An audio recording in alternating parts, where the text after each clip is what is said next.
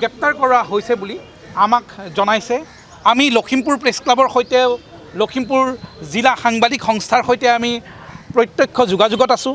এই ক্ষেত্ৰত আমি লখিমপুৰ প্ৰেছ ক্লাব আৰু লখিমপুৰ জিলা সাংবাদিক সংস্থাই যি ধৰণৰ পদক্ষেপ গ্ৰহণ কৰে, যি স্থিতি তেওঁলোকে লয়, সেই স্থিতিৰ লগত গুৱাহাটী প্ৰেছ ক্লাব আছে।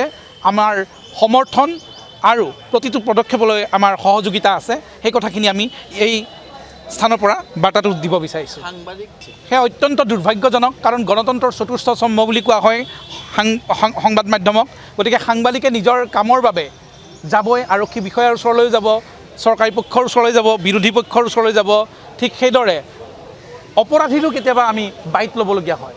অপৰাধীৰ কথা আমি নাজানো, কিন্তু যেতিয়া দায়িত্বশীল আৰক্ষী বিষয়া, দায়িত্বশীল মন্ত্ৰী বিধায়ক, সেয়া শাসক পক্ষৰে হওক বা বিৰোধী পক্ষৰ বিধায়কে হওক, তেওঁলোকে সাংবাদিকক দুৰ্ব্যৱহাৰ কৰে, তেতিয়া কিন্তু মনত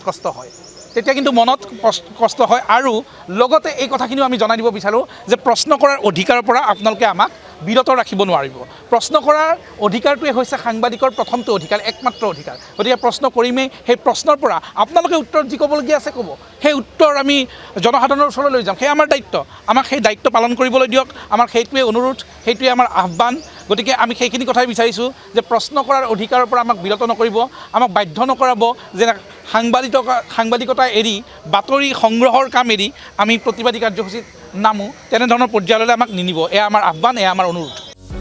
যিকোনো খবৰৰ বাবে যোগাযোগ কৰক আমাৰ এই নম্বৰত 9181 307 221।